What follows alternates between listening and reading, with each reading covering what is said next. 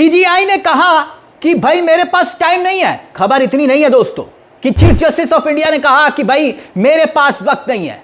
खबर इससे बड़ी है। चीफ जस्टिस ऑफ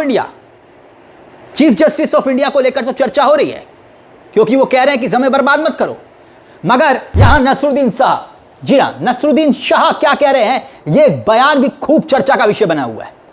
साथ ही एक मासूम बच्ची के सामने दिल्ली पुलिस एक पिता को जो है कॉकरोच जनता पार्टी के प्रोटेस्ट के दौरान उठा कर ले गई। देख रहे हैं आप, मासूम बच्ची के सामने। बहुत मार्मिक वीडियो है, दिखाऊंगा आपको।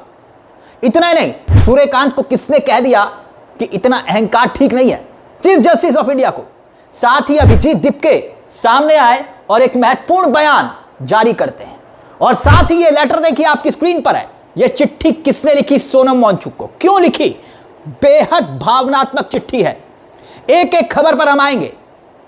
मतलब सोचिए, जंतर मंतर पर मीडिया का ब्लैकआउट है।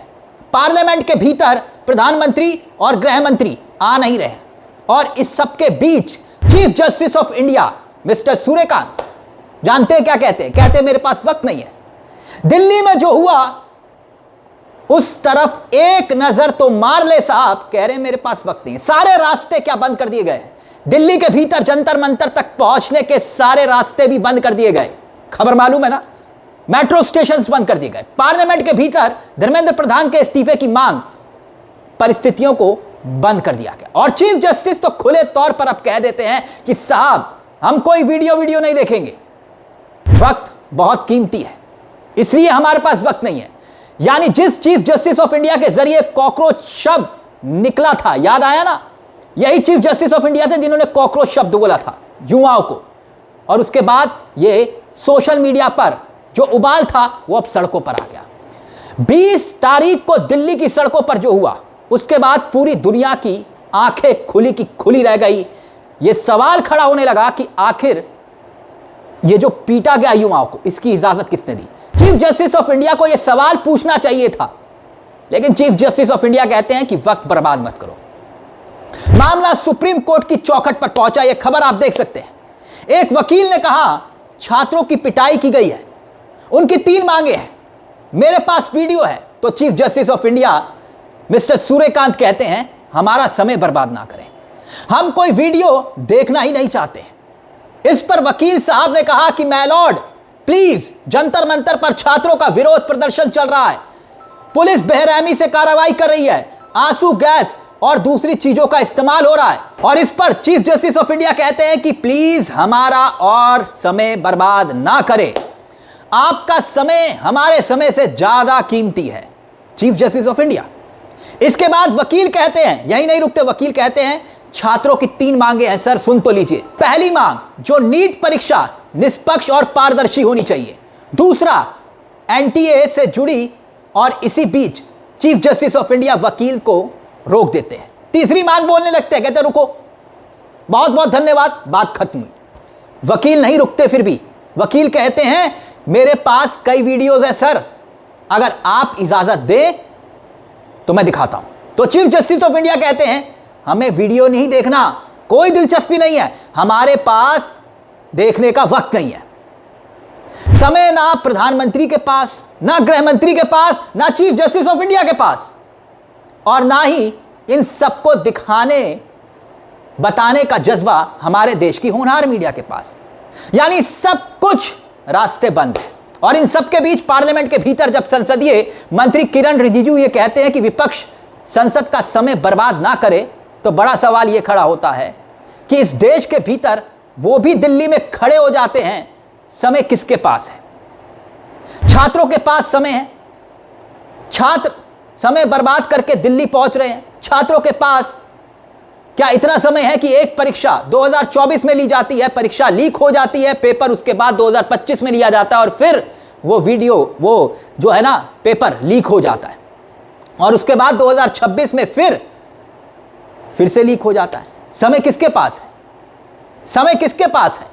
क्या उन प्रधानमंत्री के पास जो बात बात में विदेश चले जाते हैं?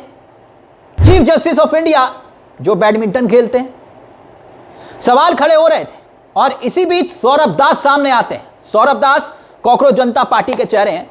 उन्होंने सीधे तौर पर ट्वीट किया और ये ट्वीट देखिए आपकी स्क्रीन पर। सौरभ दास ने लिखा कि सुप्रीम कोर्ट की सुनवाई के बाद सोशल मीडिया प्लेटफॉर्म पर जो उन्होंने लिखा है ये आपके सामने है। बकायदा जो पोस्ट किया है वो अंग्रेजी में, मैं इसका हिंदी अनुवाद कर देता हूं। वो कहते हैं कि इतने बड़े पदों पर बैठे ऐसे लोग हमारे लोकतंत्र पर धब्बा हैं।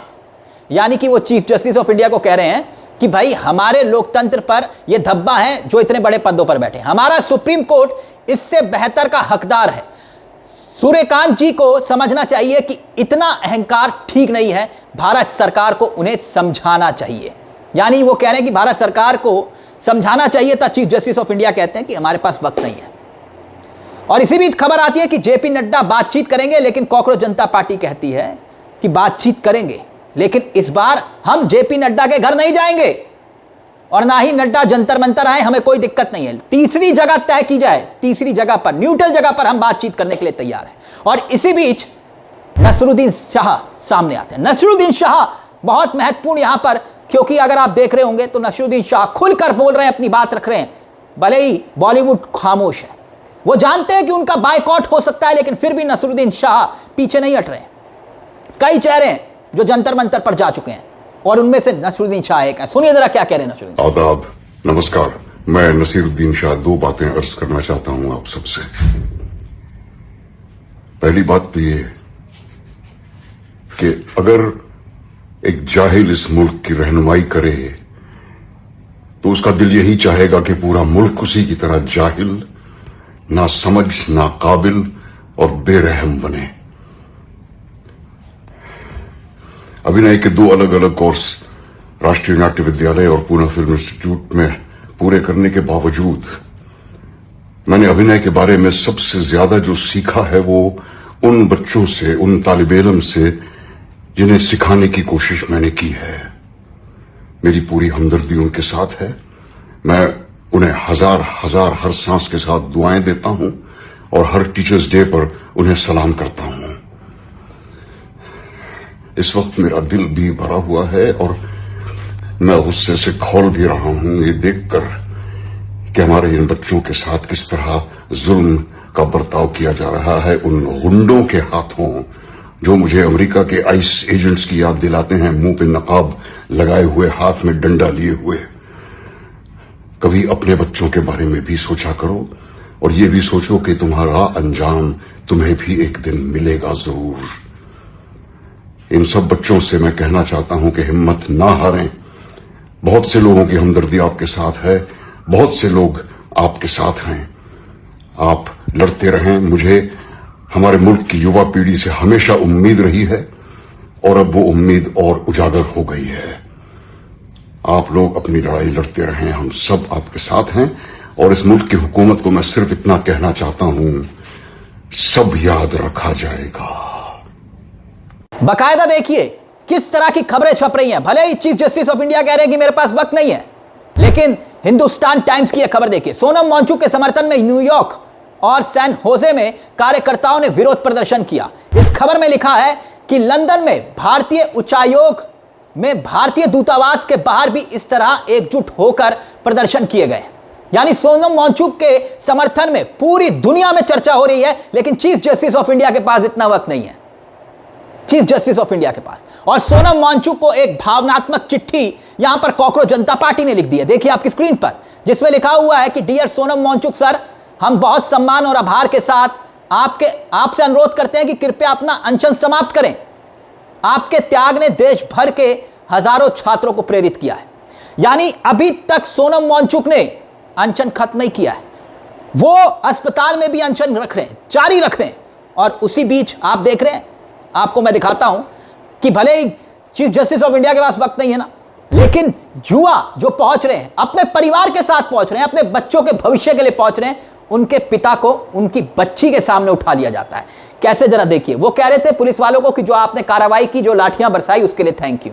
बस इसी बात से नाराज होकर वर्दी पहने हुए साहब को गुस्सा आ गया और ले गए उठा के। देखिए क्या हुआ, देखिए क्या हुआ सर, क्या हुआ? मैंने इनको थैंक यू बोला कल के लिए। इसलिए मेरी बच्ची के सामने अरेस्ट कर रहे हैं। बच्ची कहाँ है आपकी बच्ची? ये रही मेरी बच्ची, मेरी बच्ची के सामने थैंक यू बोलने की। सर प्लीज यार, कहाँ लेके जा रहे हो सर इनको? कहीं नहीं लेके जा रहे। कहाँ लेके जा रहे हो? फिर ऐसे क्यों लेके जा रहे हो सर? फैमिली है, बच्ची रो रही है सर बच्ची रो रही है यार। अरे सर बच्ची रो रही है क्यों? अरे सर छोड़ दीजिए सर, रुकिए सर, बच्ची रो रही है। इज्जत दीजिए, छोड़ दो, बच्ची रो रही है। इज्जत दीजिए। आप ऐसा करोगे तो नहीं छोड़ पाएंगे। ऐसा करोगे तो नहीं छोड़ पाएंगे। सर छोड़ दो यार। अरे सर ठीक है, छोड़ रहे हैं, छोड़ दो ना सर। अरे सर छोड़ दो यार। देखो इनकी मनमानी, देखो दिल्ली पुलिस की मनमानी। अरे सर छोड़ दो ना, हम क्या वायलेंस कर रहे हैं क्या? इस चीज में क्या वायलेंस है अभी? सर छोड़ दो ना सर। सर फैमिली है सर यहाँ से ले ये क्या मैसेज देना चाहते हो सर आप? सर ये देश को क्या मैसेज देना चाहते हो? फैमिली भी नहीं आ सकती क्या सर? कोई बात हो जाएगा, छोड़ देंगे। सर छोड़ देंगे मतलब क्या? कब छोड़ोगे सर? प्लीज ऐसा मत करो। सर छोड़ोगे? सर क्या हाथ जोड़ रहे हैं। सर क्या दिखाना चाहते हो सर? क्या मैसेज देना चाहते हो? फैमिली नहीं आ सकती क्या सर प्रोटेस्ट में? यानी ये हालात यहां पर बने हुए हैं। सोनम वांगचुक से कहा जा रहा है कि अनशन खत्म करिए, और बकायदा अभिजीत दिपके भी सामने आए। अभिजीत दिपके ने कहा कि सोनम सर प्लीज अब वक्त आ चुका है, अनशन खत्म करिए। लेकिन सोनम वांगचुक क्या मानेंगे? सुनिए जरा अभिजीत दिपके क्या कह रहे हैं। हेलो एवरीवन, आज सोनम सर की हंगर स्ट्राइक का 25वां दिन है। 25 दिन विदाउट फूड, तो उनकी जिंदगी को बहुत बड़ा खतरा है। मैं नहीं चाहता सोनम सर को कुछ हो जाए, इसलिए मैं सोनम सर से रिक्वेस्ट करता हूँ वो अपना हंगर स्ट्राइक तोड़ दे और हम इस प्रोटेस्ट को जारी रखेंगे। मेरा ये एश्योरेंस है कि सोनम सर अपना हंगर स्ट्राइक अगर तोड़ भी देंगे, उसके बाद भी हम अपना प्रोटेस्ट जारी रखेंगे और तब तक हम पीछे नहीं हटेंगे जब तक धर्मेंद्र प्रधान का इस्तीफा नहीं होता। और इसी के साथ मैं कहना चाहता हूँ कि हमारा जो प्रोटेस्ट है वो इसी तरह पीसफुली आगे बढ़ेगा। तो हमारे जितने भी सपोर्टर्स है, मेरी उनसे अपील है, आप इसी तरह पीसफुली अपना प्रोटेस्ट जारी रखिए। हम कहीं से भी कोई भी ऐसी गलत चीज नहीं करेंगे जिससे हमारे प्रोटेस्ट की बदनामी हो, हमारे देश की बदनामी हो। हमारा प्रोटेस्ट पीसफुली आगे बढ़ता रहेगा और जो लोग भी गलत काम कर रहे हैं या गलत नारे लगा रहे हैं वो हमारे प्रोटेस्ट का कभी ना हिस्सा थे और ना कभी हिस्सा हो सकते हैं। हमारा प्रोटेस्ट महात्मा गांधी की राह पर चलेगा, डॉक्टर बाबा साहेब अम्बेडकर की राह पर चलेगा और पीसफुली जारी रहेगा। तो सोनम सर से मैं फिर से एक बार रिक्वेस्ट करता हूँ वो अपना हंगर स्ट्राइक तोड़ दीजिए और हमारा जो प्रोटेस्ट है वो तब तक चलता रहेगा जब तक धर्मेंद्र प्रधान इस्तीफा नहीं देते। Thank you. तो क्या बातचीत के सारे रास्ते बंद किए जा रहे हैं? सुप्रीम कोर्ट को दिल्ली में हो रहे जो आज ये सब कुछ चल रहा है ना, कहा गया ना सोमोटो लेना चाहिए था। क्या लेना चाहिए था कि नहीं? सोमोटो तो इससे पहले भी नीट परीक्षा को लेकर सुप्रीम कोर्ट ने लिया था ना। पश्चिम बंगाल में एक मेडिकल कॉलेज की छात्रा के साथ जो बर्बरता हुई थी, जब आंदोलन हुआ था तब भी सुप्रीम कोर्ट ने सोमोटो लिया था। सोमोटो लेता है सुप्रीम कोर्ट, लेकिन चीफ जस्टिस ऑफ इंडिया क्यों नहीं? सीजीआई को लेकर कई बार सवाल खड़े हुए। ये वही सीजीआई है जिन्होंने कॉकरोच शब्द को युवाओं के ऊपर दे मारा था और युवाओं ने इसी कॉकरोच शब्द को व्यवस्था के सामने लाकर खड़ा कर दिया। लेकिन सीजीआई कह रहे हैं सॉरी, वक्त नहीं है। खैर, इस पूरे मुद्दे को लेकर आपकी क्या राय है? अपनी राय कमेंट बॉक्स में जरूर दीजिएगा। मुझे तिलक चावला को दीजिए इजाजत। बेल आइकॉन दबा लीजिएगा। मंच आप ही का है, जहां हम सिर्फ खबर नहीं दिखाते, खबर के पीछे की खबर भी बताते हैं। नमस्कार, जय हिंद, जय भारत।